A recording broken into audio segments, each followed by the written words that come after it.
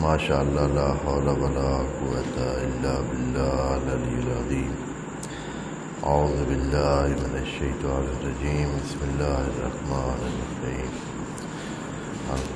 الحمد للہ وکفی والصلاۃ والسلام علی عبادہ الذین اصطفی، اما بعد فرب اشرح لی صدری ویسر لی امری واحلل عقدۃ من لسانی یفقہوا قولی، وقل رب ادخلنی مدخل صدق واخرجنی مخرج صدق واجعل لی من لدنک سلطانا نصیرا۔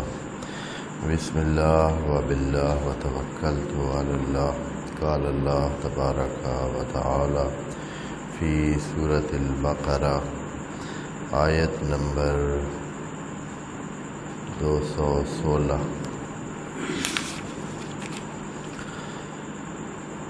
بسم اللہ الرحمن الرحیم۔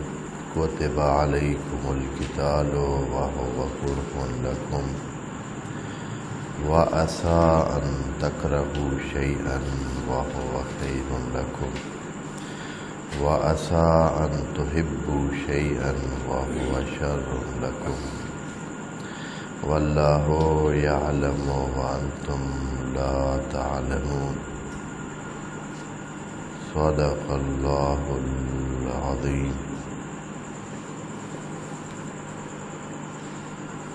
خداوند منان انسانوں کی رہنمائی کے لیے ان کو پیش آنے والے مسائل مختلف انداز میں بیان فرماتا ہے۔ یہ جو محدود پیمانے کی زندگی ہے، یہ 70، 80، 90 سال زندگی، اس میں بندے نے انسانوں کے اکٹھ میں رہنا ہے، مجمع میں رہنا ہے، اور اس مجمع میں، اس انسانی اکٹھ میں بہت سارے مسائل پیش آتے ہیں، اور خصوصاً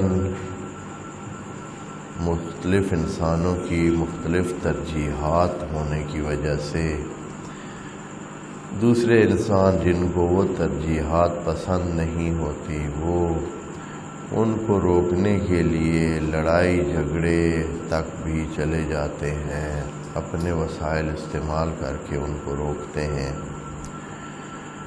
دین بھی انسانی ترجیحات میں سے ایک چیز ہے۔ کچھ انسان دین کو ترجیح دیتے ہیں، چاہتے ہیں، کوئی انسان ہیں جو دین کو نہیں چاہتے، دینداری کو اپنی آزاد زندگی کے لیے رکاوٹ سمجھتے ہیں۔ اس کا نتیجہ یہ نکلتا ہے کہ الجھاؤ پیدا ہوتا ہے اور لڑائی کی صورتحال اور ایک دوسرے کے لیے مسائل پیدا کرنے کی صورتحال پیدا ہوتی ہے۔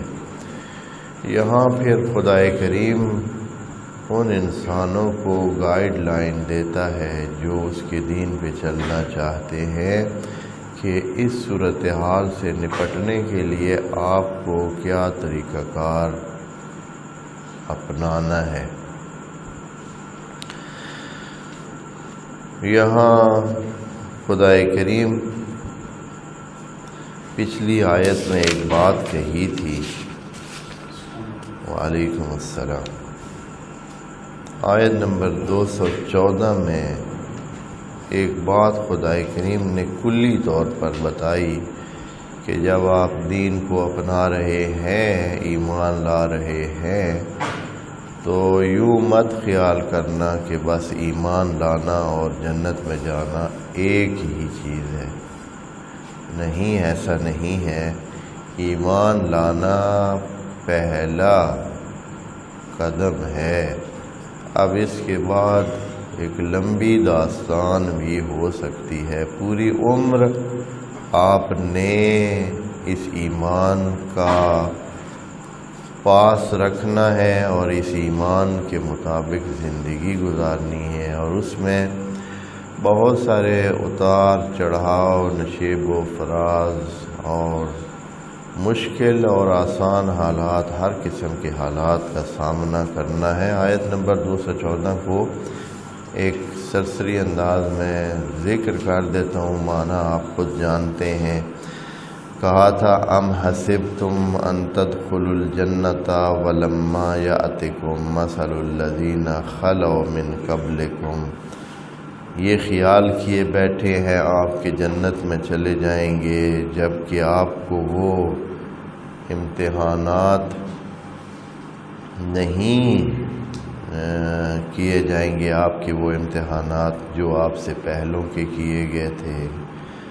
کیا ہوا تھا؟ مستہم الضراء مستہم البأساء والضراء، ان کو بہت مشکلات بھی پیش آئیں اور جسمانی طور پر بھی تکلیفوں کا سامنا ہوا، اور ان کو جھنجھوڑا گیا، یعنی صحیح سے دیو شیکن، یعنی ان کو صحیح طور پر ایسے ہلا کے رکھ دیا گیا۔ اتنا سخت حالات ان کے لیے بنائے گئے، یہاں تک کہ رسول بھی اور ساتھ مومنین یہ کہہ اٹھے کہ متی نصر اللہ، یہ اللہ کی نصرت کب آئے گی؟ ہم تو مرنے کو آئے ہیں، ہاں یعنی اب تو مر رہے ہیں، ختم ہو رہے ہیں، کب یہ آئے گی نصرت؟ اس لیول تک بھی ہم لے کے جاتے ہیں۔ یہ آیت جب کہی تو اب یہ تو کلی بات تھی کہ مشکلات آئیں گی، اب ایک خصوصی طور پر اس بات کا ذکر کریں کہ کبھی کبھی آپ کو یہ بھی پیش آئے گا کہ آپ کے جو دین کے مخالف لوگ ہیں وہ آپ کو آپ کی دینداری سے روکنے کے درپے ہوں گے۔ وہ نہیں چاہیں گے کہ آپ اپنے دین پر قائم رہیں، وہ اس کے لیے مشکلات پیدا کریں گے، رکاوٹیں کھڑی کریں گے، آپ کو موانع کا سامنا ہوگا، اور اس طرح کی صورتحال تو یہاں خدا کریم کہتا ہے کہ ہم ایک قاعدہ دے دیتے ہیں۔ کوتبہ یہاں اس آیت میں استعمال ہوا ہے۔ کوتبہ یعنی یہ قانون ہے اللہ کا، بالکل نیچرل قانون ہے۔ کوتبہ لکھ دیا گیا ہے، لکھ دیا گیا ہے کس کتاب میں؟ یعنی کتاب کائنات میں یہ چیز لکھ دی گئی ہے کہ آپ نے یہ کرنی ہے تو آپ فلاح پائیں گے۔ کوتبہ لکھ دی گئی ہے، علیکم آپ پر، انسانوں کے لیے یہ چیز کتاب کائنات کے حصے کے طور پر لکھ دی گئی ہے۔ کیا ہے؟ القتال۔ کیا کرنا ہے آپ نے؟ القتال کرنا ہے، قتل نہیں کرنا ہے۔ قتال کرنا ہے۔ یہ کتنی سمپل باتیں ہیں، قرآن ہے، اس کو اتنی توجہ نہیں ملی ہے، ظلم ہو گیا ہے قرآن کے ساتھ۔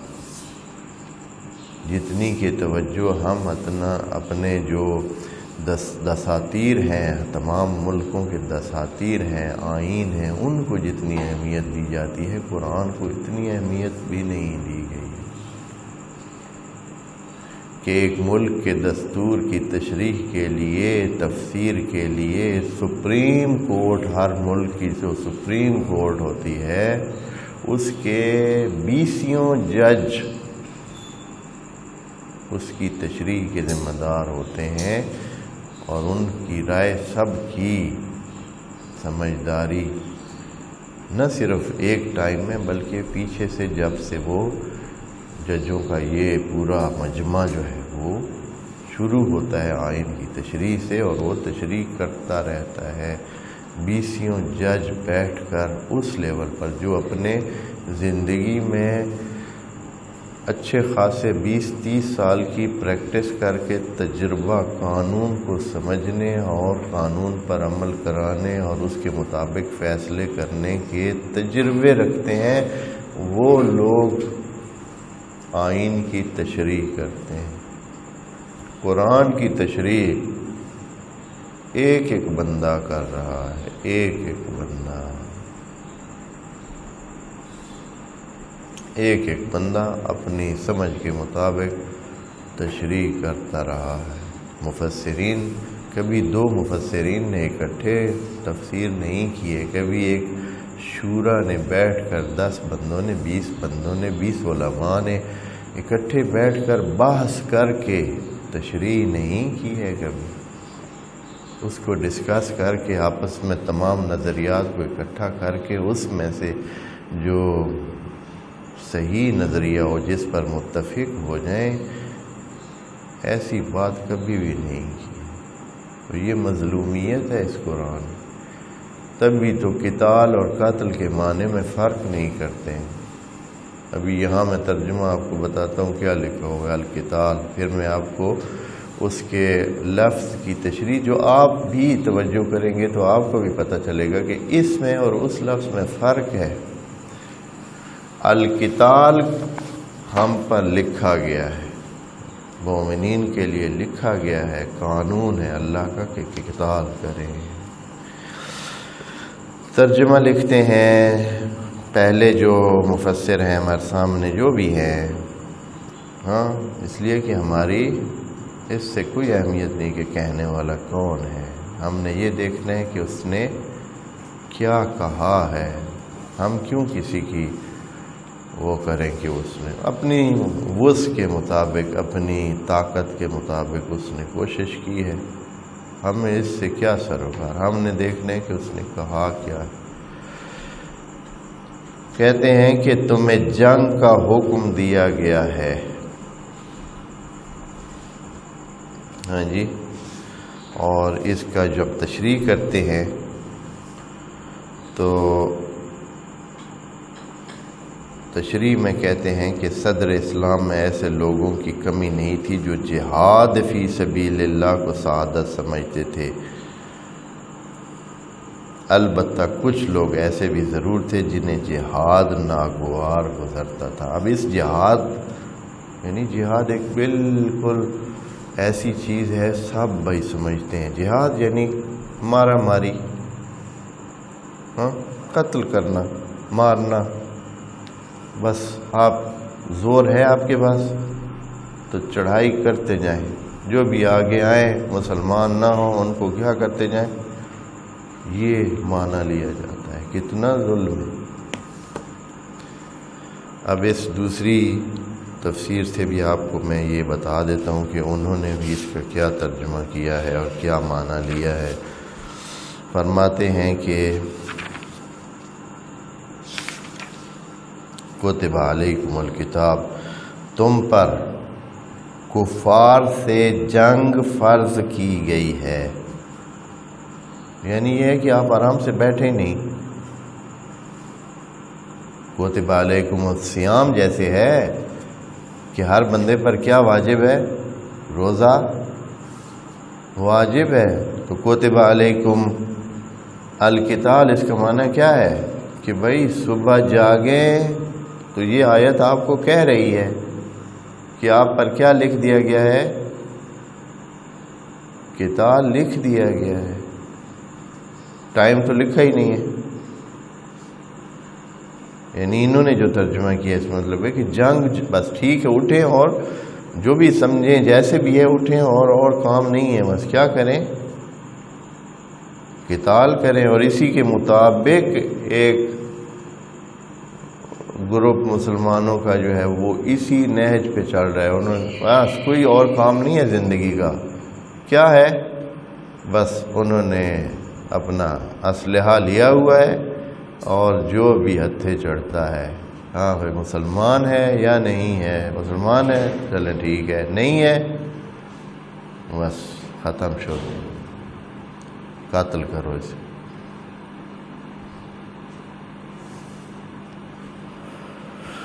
بڑی عجیب سی ہے، حالانکہ یہاں اس آیت میں تو یہ لکھا ہی نہیں ہے کہ آپ کافر کے ساتھ جنگ کریں یا مشرک کے ساتھ جنگ کریں یا کس ٹائپ کے لوگ کے ساتھ، یہاں لکھا ہوا ہے آپ قتال کریں، قتال آپ کے لیے لکھ دیا گیا۔ یہ 2 تفسیریں ہو گئی، ایک تفسیر اور بھی آپ کو، ویسے تو میں پہلے بھی عرض کر چکا ہوں کہ تفسیروں کی حالت یہ ہے کہ یوں سمجھیں جیسے ایک ہی تفسیر ہے، تفسیریں زیادہ لکھی ہی نہیں گئی ہیں، اس لیے کہ وہ جو پہلی تفسیریں کچھ لکھی ہیں نا، باقی سب نے انہی تفسیروں سے لیتے لیتے ساری تفسیریں لکھ دی ہیں، اور اصلاً یہ زحمت نہیں کی ہے کہ وہ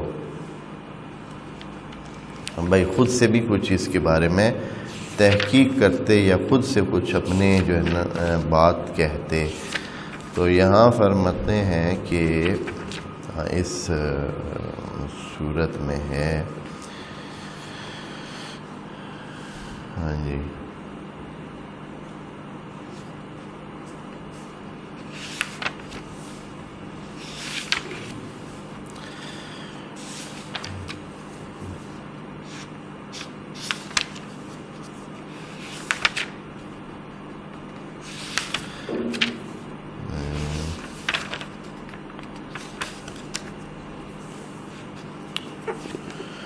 انہوں نے تو پتہ نہیں اتنی اہمیت ہی نہیں دی ہے، اور بہت ساری باتیں صرف ایسے ہی۔ تو یہاں سے لے لیتے ہیں ان کے ترجمے والے حصے سے، اور کہتے ہیں کہ کتب علیکم القتال، کہتے ہیں کہ فرض کیا گیا تم پر لڑنا، حالانکہ وہ آپ کو ناپسند ہے۔ یہ اس طرح انہوں نے اس کا لڑنا معنی کیا ہے، اور ان سے لڑائی سے مراد ان کی حتماً وہی ہے جو کہ آگے تشریح میں انہوں نے بڑی لمبی تشریح کر دی ہے، اور جہاد کے فوائد، مصلحت جہاد، مثلا ایک عنوان دیا ہوا ہے مصلحت جہاد۔ تو اس چیز کو کہ بھائی لڑائی ضروری چیز ہے، اور آپ حتماً اپنے آپ کو کیا کریں، ایک قاعدہ سمجھ کر لڑائی کو زندگی کا حصہ بنائیں، یعنی قتل کو حصہ بنائیں۔ اچھا، اب جو آتے ہیں ہم اپنے اس کی طرف کہ یہاں قتال سے کیا مراد ہے، اور اللہ تعالیٰ کہنا کیا چاہ رہا ہے۔ کتب علیکم القتال، کہ قتال آپ پر لازم ہے، لکھ دیا گیا ہے۔ قتل کا معنی ہم نے پہلے عرض کیا ہے، قتل کا معنی ہے کہ کسی کو اس کی جو بھی جس کام میں یا جس چیز میں بھی وہ لگا ہوا ہے، یا جو بھی اس کی حیثیت ہے، اس حیثیت سے اس کو روکنا، اس کی اس حیثیت کو روک دینا، جاری رکھنے سے روک دینا۔ ایک بندہ اگر زندگی کر رہا ہے تو اگر آپ اس کو زندگی سے روک دیتے ہیں تو یہ آپ اس کو کیا کر دیتے ہیں، قتل کر دیتے ہیں۔ اور اگر بندہ کوئی اپنی معیشت جاری رکھے ہوئے ہے، اس کی نظام زندگی کا اقتصاد چل رہا ہے، معیشت چل رہی ہے، اور آپ نے اس کو کیا کر دیا ہے، اس کو بیکار کر دیا ہے، اب وہ کام کے قابل نہیں رہا ہے، اب وہ کمانے کے قابل نہیں رہا ہے، تو آپ نے کیا کر دیا، اس کی معیشت کو قتل کر دیا ہے۔ یہ ہو گیا سمپل ثلاثی مجرد کا معنی قتل کا، ٹھیک ہے۔ اب آتے ہیں یہ لفظ جو جہاں اللہ نے کہ قانون بنایا ہے وہ ہے قتال، اور قتال جو ہے وہ باب مفاعلہ کا کیا ہے، دوسرا مصدر ہے۔ جو صرفی حضرات بیٹھے ہیں آپ جانتے ہیں کہ قاتلا یقاتلو مقاتلتن و قتالن و قتالن، ایسے یہ باب مفاعلہ کا مصدر ہے، اور باب مفاعلہ ہمیشہ کدھر استعمال ہوتا ہے، دو بندوں میں ہوتا ہے، کبھی ایک بندے میں باب مفاعلہ استعمال نہیں ہو سکتا ہے۔ بس یہاں یہ حکم اللہ نہیں دے رہا ہے کہ صبح صبح اٹھ کے آپ یہ فکر کریں کہ آج کدھر حملہ کرنا ہے،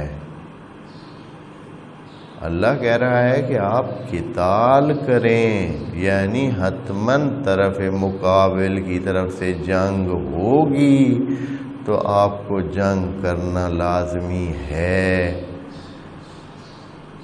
اور یہی بات پچھلی آیات میں بھی اللہ تعالیٰ نے کہی ہوئی، جو پیچھے ہم آیات کے قتال کی پڑھ چکے ہیں، اس میں واضح دو ٹوک انداز میں اللہ نے کہا کہ قاتل الذین یقاتلونکم، قاتل الذین یقاتلونکم، وہ اسی باب مفعلہ سے اس امر کا صیغہ وہاں استعمال کیا ہے اور ساتھ بالکل فکس کر دیا ہے قاتل الذین یقاتلونکم، یہ کہا ہے۔ اور اس آیت میں بھی وہی بات کہی جا رہی ہے کہ آپ کا قاعدہ ہے اس وقت جب ضرورت ہو قتال کی تو آپ قتال سے رکے نہیں۔ اب یہ قتال کیا ہے؟ قتال یہ ہے کہ آپ جو آپ کے دین میں رکاوٹ ہیں آپ ان کے لیے رکاوٹ بنے۔ قتال کا معنی ان کی جان لینا نہیں ہے۔ ہاں اگر وہ جنگ کے اور سلاح کو اپنا رہے ہیں تو پھر آپ نے اسی طرح، اور اس آیت میں یہ بات بھی کہی تھی اللہ تعالیٰ نے کہ آپ اسی طرح ان کے ساتھ جنگ کریں جس طرح وہ آپ کے ساتھ کر رہے ہیں۔ فَاعْتَدُوا عَلَيْهِمْ، ہاں جی، کما جیسے کہ انہوں نے آپ پر حملہ کیا ہے اسی انداز میں کیا کریں، آپ ان کے ساتھ لڑائی کریں اور جھگڑا کریں جیسے وہ آپ کے ساتھ کر رہے ہیں۔ پس مقابلے کی بات ہے، یہ بات نہیں ہے کہ آپ حتماً بس صرف یہ سوچتے رہیں کہ دیکھیں یہ ہے فَمَنِ اعْتَدَىٰ عَلَيْكُمْ فَاعْتَدُوا عَلَيْهِ بِمِثْلِ مَا اعْتَدَىٰ عَلَيْكُمْ، یہ آیت نمبر 194 میں ہم پڑھ چکے ہیں تفصیل کے ساتھ، کہ صرف اس طرح جس طرح انہوں نے آپ پر چڑھائی کی ہے، جس انداز میں وہ آپ کے ساتھ الجھ رہے ہیں اسی انداز میں آپ اور اسی مقدار میں آپ ان کے ساتھ الجھتے رہیں اور ان کے ساتھ قتال کریں، یعنی رکاوٹ بنے جس طرح وہ آپ کے لیے رکاوٹ بن رہے ہیں اور آپ کے لیے مانع بن رہے ہیں۔ یہ ہے قتال کا معنی، اور اس کے لیے دلیل لے آتے ہیں، آیت ہے ایک اور، یہ بہت مہم مسئلہ ہے اس لیے کہہ رہا ہوں، اس لیے کہ انسانوں نے یعنی مسلمانوں کے بعض گروپوں نے اپنے ذہن بنا لیے ہیں، اور ایک آیت ہے جس کو آیت سیف کہتے ہیں، آیت کا نام ہی رکھ دیا آیت سیف، یعنی تلوار والی آیت، یعنی جس میں اللہ نے کہا ہے کہ بس اور کام آپ کا ہے ہی نہیں۔ کیا کام ہے آپ کا؟ کہ آپ جیسے ہی ان کو پائیں تو بس ان کو گاجر مولی کی طرح اڑاتے جائیں۔ یہ سورہ توبہ کی آیت ہے، 5 نمبر آیت ظاہرا، کہتے ہیں فَإِذَا انْسَلَخَ الْأَشْهُرُ الْحُرُمُ، جب یہ حرمت والے مہینے ختم ہو جائیں، فَاقْتُلُوا الْمُشْرِكِينَ، تو مشرکین کو کیا کریں؟ بس مارتے جائیں، حَيْثُ وَجَدْتُمُوهُمْ، جدھر بھی آپ کو ملیں، جدھر بھی آپ کو مشرکین ملے تو پھر کیا کریں آپ؟ ان کو مارتے جائیں۔ یہ ٹکڑا آیت کا لیا ہے مسلمانوں نے، بعض گروپوں نے، لیکن پوری آیت پڑھی ہی نہیں ہے۔ وَاقْتُلُوهُمْ کا معنی خود بخود سامنے آ جائے گا۔ اس کے بعد اللہ فرماتا ہے وَخُذُوهُمْ، ان کو پکڑیں، وَاحْصَرُوهُمْ، ان کو روکیں، پھنسائیں، یعنی ایک جگہ سے ہلنے نہ دیں ان کو۔ وَاقْعُدُوا لَهُمْ كُلَّ مَرْصَدٍ، ہر طریقہ اپنا کر ان کو کیا کریں؟ ان کے لیے رکاوٹ بنے۔ اچھا، اب فَإِن تَابُوا، اگر وہ توبہ کر لیں، وَأَقَامُوا الصَّلَاةَ، اور نماز پڑھیں، وَآتُوا الزَّکَاةَ، اور اگر زکوٰۃ دیں، فَخَلُّوا سَبِیلَہُم، تو پھر ان کو چھوڑ دیں، پھر ان کو اپنی زندگی کرنے دیں۔ اگر وقتلو کا پہلے جو لفظ آیا فقتلوہم، اس کا معنی قتل کرنا ہو، تو پھر یہ باقی باتیں تو ساری کیا ہیں؟ تو غیر ضروری ہیں۔ آپ کو حکم کیا ہے کہ قتل کریں، اچھا قتل کریں تو پھر باقی رہ کیا جائے گا؟ وہ اگلا جو وَاحْصُرُوهُمْ، ہاں ان کو حد و حدود میں رکھیں، پابند رکھیں، زیادہ حرکت نہ کرنے دیں ان کو۔ وَاقْعُدُوا لَهُمْ كُلَّ مَرْصَدٍ، اور ان کے لیے ہر جگہ پہ کیا ہے؟ چیک پوائنٹ رکھیں کہ جہاں ادھر ادھر وہ حرکت کریں تو آپ کو پتہ ہو، آپ کی نظر میں ہو۔ یہ اور پھر آخری بات کہ اگر وہ توبہ کر لیں اور نماز پڑھ لیں اور زکوٰۃ دینے لگ جائیں تو آپ ان کو ان کے حال پہ چھوڑ دیں۔ اس کا پھر کیا مطلب ہے؟ کتنی ناسمجھی ہے۔ اب اس آیت کو لے کر کتنے مسلمان بیٹھے ہیں، انہوں نے زندگیاں وقف کر رکھی ہیں، بس بھائی کوئی ملے کہ ہم اس کو کیا کریں؟ قتل کریں۔ کتنا یہ ظلم ہے قرآن کے ساتھ، کتنا وہ ہے۔ حالانکہ خدا کریم واضح کر چکا، وہ کوتبہ والی آیت جو ہے وہ کیا ہے؟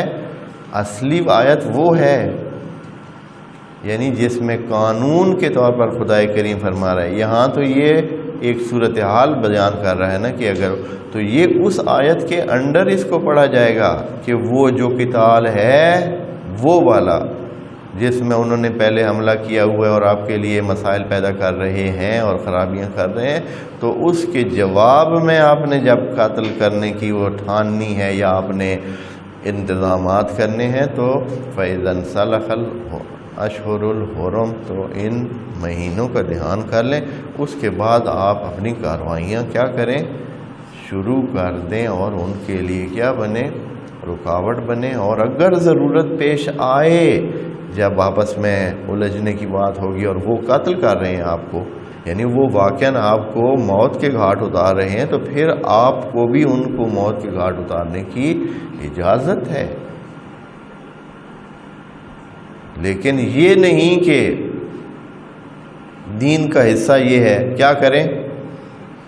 بس سوچنا یہ ہے کہ کیسے اگر یہ کام اللہ نے کرنا ہوتا ہے، جب بھی کرنا ہوتا ہے کہ کافروں کو نافرما برداروں کو ختم کرنا ہوتا ہے، تو یہ کام خود وہ کرتا ہے، اور پچھلے نبیوں کے زمانوں میں یہ کام اس نے خود کیے ہیں۔ جب بھی کافروں کو ختم کرنے کا اللہ کا وہ ہوتا ہے تو وہ کسی مسلمانوں کے ذریعے یا مسلمانوں کو یا نبی کے ذریعے یہ کام نہیں کرتا، وہ خود ہی ان کے ہلاکت کا انتظام کر دیتا ہے۔ جب سب کافروں کو ختم کرنا ہوتا ہے تو وہ خود اس کا انتظام کرتا ہے۔ اس کے لیے ان کو ضرورت نہیں ہوتی ہے کہ یہ مسلمان کریں۔ ہاں، مسلمانوں کو یہ حکم ہے کہ ان کے دین میں جب کوئی رکاوٹ بن رہے ہوں، ان کے عام روٹین کی زندگی میں اور دینداری میں اور دین کے پھیلانے میں اور دین کے تبلیغ میں اگر وہ کچھ رکاوٹ بن رہے ہیں تو پھر اتنا ہی جتنا وہ رکاوٹ بنے۔ اگر وہ آپ میڈیا پہ جہاد کر رہے ہیں، جنگ کر رہے ہیں، میڈیا پہ رکاوٹیں کھڑی کر رہے ہیں، میڈیا پہ ایسے کام کر رہے ہیں کہ آپ کے دین کے خلاف زہر اگل رہے ہیں، تو پھر آپ میڈیا کے ذریعے ان کے ساتھ وہ کریں۔ بِمِثْلِ مَا اعْتَدَىٰ عَلَيْكُمْ، بِمِثْلِ مَا اعْتَدَىٰ عَلَيْكُمْ، جیسے وہ کرتے ہیں آپ اسی کے مقابلہ کریں۔ ہاں، اگر آپ پر وہ میزائل پھینک رہے ہیں تو آپ بھی میزائل پھینکیں۔ اگر وہ آپ کو گولی کے ساتھ جو ہے نا آپ کے ساتھ جنگ کر رہے ہیں، بندوق اور گولی کے ساتھ کر رہے ہیں، تو پھر آپ اس طرح کریں۔ اور اگر وہ قلم کے ساتھ آپ کے ساتھ وہ کر رہے ہیں، کتابیں لکھ رہے ہیں آپ کے خلاف، تو پھر آپ کیا کریں؟ پھر آپ کا یہ کام ہے کہ جا کر ان کو گولی مار دیں۔ بِمِثْلِ مَا اعْتَدَىٰ عَلَيْكُمْ، جیسے کہ انہوں نے کیا ہے اس طرح کریں۔ کتنی مسالمت آمیز پالیسی. اللہ نے ہلاک کرنا ہوتا تو ان کو بدبختوں کو پیدا ہی کیوں کرتا ہے، یا ان کو مار کیوں نہیں دیتا ہے؟ آیا آپ اللہ کو بے بس سمجھ رہے ہیں جو آپ کھڑے ہو گئے ہیں ان کو مارنے کے لیے؟ اللہ صرف یہ کہہ رہا ہے کہ اپنے قانون کے مطابق اپنی ایک ذمہ داری سمجھتے ہو، یعنی اس طرح کی ایک اللہ کی آزمائش ہے کہ آپ حتیٰ اپنی جان پر بھی اگر آپ کی بن آئے تو دین کے حوالے سے کیا کریں، دفاعی انداز میں کوئی کمی کسر نہ چھوڑیں اور دفاع کریں، اگر ضرورت پڑے تو اپنی جان بھی اس بارے میں نثار کریں. لیکن یہ نہیں کہ آپ خام خواہ بس وَإِلَّا اگر آپ اللہ کا مقصد دوسروں کو مسلمان بنانا اور اگر ان کو یہ کرنا ہے کہ آیا اللہ کے بس میں نہیں تھا کہ ان کو پیدا ہی نہ کرتا. ہاں بھائی، وہ اللہ کے اختیار سے بغیر جو ہے وہ اس دنیا میں آ گئے ہیں بھائی.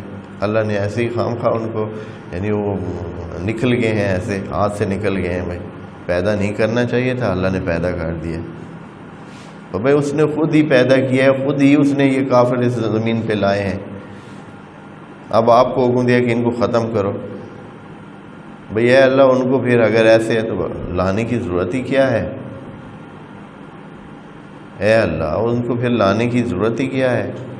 تو صرف یہ نہیں کہ جان لینی ہے بس ان کی، یہ تو اللہ نے حکم دیا نہیں. ہاں اگر وہ اس لیول پہ آتے ہیں تو اللہ کی طرف سے یہ حکم ہے کہ آپ بھی ان کے ساتھ اسی طرح مقابلہ کریں.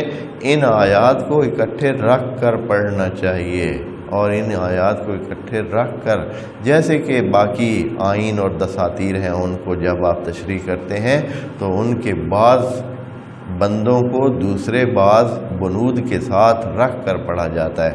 اکیلے میں اگر آپ کسی ایک بند کو رکھ کر پڑھیں گے تو ممکن ہے کہ آپ اس کا صحیح معنی نہ سمجھ سکیں اور تشریح نہ کر سکیں. اس لیے یہ جو سورہ توبہ کی آیت ہے فَإِذَا انْسَلَخَ الْأَشْهُرُ الْحُرُمُ فَاقْتُلُوا الْمُشْرِكِينَ مِنْ حَيْثُ وَجَدتُّمُوهُمْ، اس کو آپ اس آیت کے ساتھ رکھ کر پڑھیں گے جو کوتبہ یعنی جو اصلی آیت ہے جس میں قانون کے طور پر آپ کو اللہ قتال کا حکم دے رہا ہے کہ اس کے ساتھ پڑھیں، یعنی وہ اس کا ذیلی حصہ ہے. وہ اس کی آگے جو شک نمبر 1 2 3 ایسے ہوتے ہیں مین قانون کے بعد، وہ اس ٹائپ کی ہے کہ جب آپ کو قتال کا بن گیا ہے صورتحال تو اس صورت میں اشہر حرم کے بعد آپ نے جو قتال کرنا ہے تو ان کے ساتھ الجھاؤ پیدا کرنا ہے تو وہ اس سٹائل کا اور اس ٹائپ کا ہونا چاہیے. اور اس میں بھی واضح ہے کہ اللہ یہ نہیں کہہ رہے کہ بس صرف قتل ہی آخری حکم ہے. اللہ فرما رہے ان کو پکڑ رکھیں، ان کو بند کر رکھیں، ان کو پابند کریں، ان کی حرکتوں پہ نظر رکھیں، اور پھر یہ ہے کہ ان کو یہ چانس دیں کہ بھئی اگر آپ مان جاتے ہیں دین کو تو پھر توبہ کر لیتے ہیں. توبہ کس سے کرتے ہیں؟ اچھا توبہ بھی وہ اس سے کہ وہ جہاد، وہ جو جنگ انہوں نے شروع کر رکھی ہے اس سے وہ توبہ کرتے ہیں. توبہ کرتے ہیں اور نماز اور زکوٰۃ کے حوالے سے مان جاتے ہیں تو بسم اللہ اپنی زندگی کریں، ان کو چھیڑنا بھی نہیں ہے. یہ دیکھیں کتب علیکم القتال وہو کرہ لکم وعسیٰ ان تکرہوا شیئا. اچھا یہاں یہ جو ہے تو یہ ہے تو سخت نا. اے اللہ ہم اب کیا کریں، اپنی زندگی کر رہے ہیں. یہ کہ کوئی لوگ دین کو خراب کرنے کے چکر میں ہیں تو کرتے رہیں، ہمارا کیا ہے، ان کو اپنا کام کرنے دیں، ہمیں اپنی زندگی کرنے دیں. ہاں لگے رہیں، وہ دین کے حوالے سے خرابیاں کر رہے ہیں، مشکلات پیدا کر رہے ہیں، دینداروں کی زندگی اجیرن کر رہے ہیں، کئیوں کو باہر نکال رہے ہیں اپنے شہروں سے. ابھی جیسے بعض جگہ ہیں جہاں مسلمانوں کو باہر اپنی جگہوں سے نکال رہے ہیں، ان کو گھروں سے نکال رہے ہیں. جہاں ان کا زور پڑتا ہے تو پھر وہ بھی اسی طرح کرتے ہیں. اور اس کی بیسک وجہ، مین وجہ وہی ہوتی ہے کہ مسلمانوں کا جو یہ بعض مسلمان گروپوں کا رویہ ہے، اس نے اس سچویشن کو، صورتحال کو مزید بگاڑا ہوا ہے کہ اب جہاں ان کا بس لگتا ہے اور جہاں مسلمان کام ہوتے ہیں تو پھر وہ بھی کوئی کسر نہیں چھوڑتے. ابھی بعض ممالک میں بالکل یہی ہو رہا ہے کہ وہاں پورے ملک سے مسلمانوں کو تہس نہس کر رہے ہیں۔ یہ میانمار کا ایک واقعہ جو ہے سب کے سامنے، تو وہاں ان لوگوں نے کیا کیا ہے، بالکل مسلمان روہنگیا مسلمانوں کو جو ہے بالکل ان کی آبادی کو انخلا کے لیول پہ لگے کہ کوئی مسلمان ان بستیوں میں نہ ہو، گھروں سے نکال دیا ہے، باقی جو چیزیں تھیں ان کی لوٹ لی ہے، ان کے گھروں کو آگ لگا دی ہے، کہا کہ بچنا ہے تو چلے جائیں۔ سب مسلمان لاکھوں کروڑوں کی صورت میں لاکھوں کروڑوں انسان اپنے گھروں سے ان کو نکال دیا ہے۔ وہ وجہ واضح ہے کہ جہاں ادھر مسلمانوں کا زور چلتا تھا انہوں نے اس طرح کیا ہے، یہ روش اپنائی ہے، اور خدا کریم اس مصلحت کو نہیں سمجھتا ہے۔ وہ اس طرح کہہ رہا ہے کہ جہاں آپ کے ہتھے چڑھ جائیں تو دوسری جگہ جہاں مسلمان ان کے ہتھے چڑھیں گے پھر کیا ہوگا۔ کتنی سادگی ہے کہ ہم یہ اس طرح کی پالیسی دیں جس میں واضح ہے مسلمان ایک جگہ نہیں ہوں گے، بکھرے ہوئے ہوں گے، ہر جگہ مسلمان ہوں گے، اور ہر جگہ مسلمان اکثریت میں نہیں ہو سکتے ہیں، تو اس کا نتیجہ تو یہ نکلے گا۔ ابھی انڈیا میں بھی یہی صورتحال بنتی جا رہی ہے، وہاں اب انہوں نے اسی طرز پر ہی مسلمانوں کی زندگی کو انتہائی سخت سے سخت تر کر رہے ہیں۔ ہر روز تقریباً اخبارات میں خبریں آ رہی ہیں کہ وہاں کئی مسلمانوں کو جو ہے وہ کر دیا گیا، مار دیا گیا ہے، ان کو گھر سے نکال دیا گیا ہے، کیونکہ وہاں ایک شہر میں مثلا جہاں 200 گھر ہیں وہاں 10 گھر مسلمانوں کے، 20 گھر مسلمانوں کے، تو اب وہاں مسلمانوں کا بس چلتا ہے؟ وہ نہیں چلتا ہے۔ پھر اب ان کا تو بس چلتا ہے، پھر اگر آپ کا یہ حکم ہے تو ان کے بھی وہی حکم ہے۔ آپ تو پھر کوئی اسلام کے حوالے سے آپ کو پابندیاں خدا نے تو بتائی ہیں، چاہے کوئی دھیان کرے یا نہیں، ان کو تو کوئی حد ہی نہیں ہے، ان کی کیا پابندی ہے، بس ٹھیک ہے تہس نہس کرو، ختم کرو، جلا دو، تو وہ یہی کام کر رہے ہیں۔ اور سب یہ کیا ہے، اللہ کے بتائے ہوئے دائرے سے باہر، صرف زور دکھانے کے لیے۔ بھائی اللہ نے یہ زور دکھانے کی تو بات ہی نہیں کی ہے، اللہ کا زور زیادہ ہے، آپ اللہ کو بے بس قرار دے کر یہ کام کر رہے ہیں۔ فرماتے ہیں کہ وَهُوَ كُرْهٌ لَكُمْ وَعَسَىٰ أَن تَكْرَهُوا شَيْئًا، ہو سکتا ہے کہ مسلمانوں پر یہ ناگوار گزرے اور سخت گزرے یہ بات کہ ان کو یہ حکم دیا گیا ہے کہ وہ جب دشمنان دین کے حوالے سے رکاوٹیں بنا رہے ہوں اور مسائل بنا رہے ہوں اور دین کے حوالے سے کام کر رہے ہوں، یعنی دین اسلام کے مخالف کام کر رہے ہوں، تو اس صورت میں آپ کہیں کہ ہمیں اپنی زندگی کرنے دیں، ہمیں چھوڑیں، تو یہ ٹھیک نہیں ہے۔ خدا کریم فرماتا ہے وَعَسَىٰ أَن تَكْرَهُوا شَيْئًا، کتنی چیزیں جو آپ کو ناپسند ہیں، ہو سکتی ہیں ناپسند ہوں، وَهُوَ خَيْرٌ لَكُمْ، جبکہ وہ آپ کے لیے حقیقت میں خیر ہوتی ہیں۔ کتنی چیزیں اللہ تعالیٰ یہ کہنا چاہتا ہے کہ انسان آپ کو پتہ ہی کیا ہے، آپ اپنے نفع نقصان کو سمجھ سکتے ہیں، آپ کے آس پاس میں آپ کو کتنی معلومات ہیں، کوئی آپ کو اتنی معلومات نہیں ہے جو آپ اپنا فیصلہ کر سکیں کہ آپ کے لیے کیا چیز اچھی ہے یا کیا چیز بری ہے۔ بہت محدود پیمانے کی معلومات ہے انسان تیرے پاس، بس تمہیں اپنے بھلے کی بات سمجھنے کے لیے اللہ کی مدد چاہیے ہے، اللہ سے مدد لے لیں، اور اللہ جو بتا رہا ہے کہ یہ کریں تو آپ کی بھلے کی ہوگی، جو اللہ آپ کو جس چیز سے روک رہا ہے تو اس سے رکیں تو وہ آپ کیا بھلا اسی میں ہوگی۔ وَعَسَىٰ أَن تُحِبُّوا شَيْئًا، ہو سکتا ہے آپ کسی چیز کو چاہتے ہو، ہاں اے انسانوں آپ بہت ساری چیزوں کو چاہتے ہیں لیکن وہ آپ کے لیے خیر نہیں ہے، اور یہ چیزیں تو ہم خود بھی جانتے ہیں کہ کتنی چیزیں انسان، مثلا پڑھائی، مثال کے طور پر ایک چیز بہت سادہ چیز ہے، یہ سمجھنے کے لیے کہہ رہا ہوں، مثلا پڑھائی ہے، آپ دوستوں میں سے کتنے دوست جو ہے وہ محبت رکھتے ہیں تعلیم سے اور علم سے، علم سے محبت رکھتے ہیں، یعنی وہی محبت جو آپ کو مثلا اپنے موبائل سے ہے یا اپنے اور کسی دوست احباب سے، ہاں اس انداز کی کتنی محبت، یعنی جس کے لیے آپ جاگ بھی سکتے ہیں، جس کے لیے آپ اگر میلوں سفر کرنا پڑے تو وہ بھی آپ طے کریں گے۔ آپ کو پتہ ہونا کہ آپ کے لیے موبائل آیا ہوا ہے، ادھر پڑا ہے، مثلا 4 کلومیٹر کے فاصلے پر ہے اور کوئی گاڑی بھی نہیں ہے، پیدل جانا ہے، دھوپ میں جانا ہے، ہاں تو کیا کریں گے آپ؟ اور آپ کو اگر کوئی کہے کہ وہاں جو آپ نے درس پڑھنا ہے وہ 4 میل بعد ادھر رکھا ہوا ہے، ہاں آپ کا استاد ادھر بیٹھے ہیں، ادھر آپ جا کر علم حاصل کر سکتے ہیں اگر آپ نے علم حاصل کرنا ہے، تو اسی طرح پھر آپ کیا کریں گے؟ محبت یہ ہے تو، اور یہ چیز ایسی ہے کہ آپ جانتے بھی ہیں، یعنی یہ مثال ایسی ہے کہ آپ جانتے ہیں کہ یہ آپ کے لیے مفید ہے۔ موبائل کے فائدہ یا نقصان اس کے بارے میں ممکن ہے آپ رلا ملا رجحان ہو، اور ہو سکتا ہے اس میں فائدہ ہو سکتا ہے نقصان ہو، لیکن علم میں تو آپ کو 100% یقین ہے کہ علم ایسی چیز ہے جو کیا ہے، ایک فائدہ مند چیز ہے۔ اس کے باوجود آپ کیا رکھتے ہیں؟ محبت نہیں رکھتے ہیں۔ یہ سب میں ہے، یعنی انسانوں میں، اسی لیے خدا کریم پر کہ انسان تو اپنے فائدے نقصان کو نہیں سمجھتا۔ وَأَسَىٰ أَن تُحِبُّوا شَيْئًا، کتنی چیزوں کو آپ چاہتے ہیں، وَهُوَ شَرٌّ لَكُمْ، اور وہ حالانکہ کیا ہے آپ کے لیے؟ شر ہے۔ آپ چاہتے ہیں لیکن وہ شر ہے، نقصان ہے۔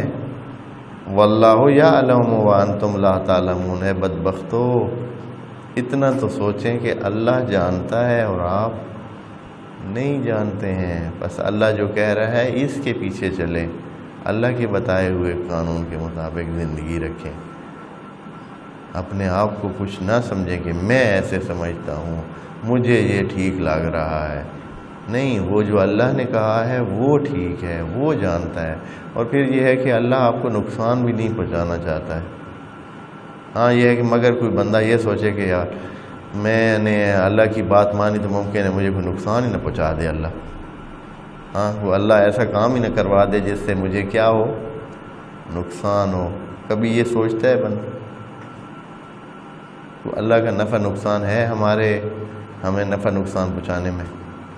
نہ، ہمیں نفع پہنچائے تو بھی اس کو کوئی فائدہ نہیں ہونا ہے، ہمیں نقصان پہنچائے تو بھی اس کو کوئی فائدہ نہیں ہے۔ اس لیے ہمارے ساتھ صرف وہ فضل و کرم کی بنیاد پر ہمارے ساتھ وہ یہ رہنمائی کا کام وہ کرتا ہے، وإلا اس کو کوئی ہمارے، یعنی ہم ہیں کیا، ہماری حیثیت کیا ہے، ہماری پہچان کیا ہے کہ اللہ ہمارے ساتھ وہ بات کرے یا ہمیں کسی کھاتے میں شمار کرے؟ پھر بھی وہ کسی کھاتے میں شمار کر کے انسانوں کے ساتھ بات کرتا ہے، کہتا ہے کہ یا ایھا الناس، ہے لوگو،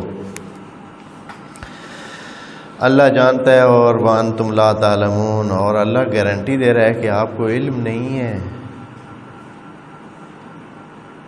تو بس جس کو علم ہے اس کی بات سنیں۔ والسلام علیکم ورحمۃ اللہ وبرکاتہ۔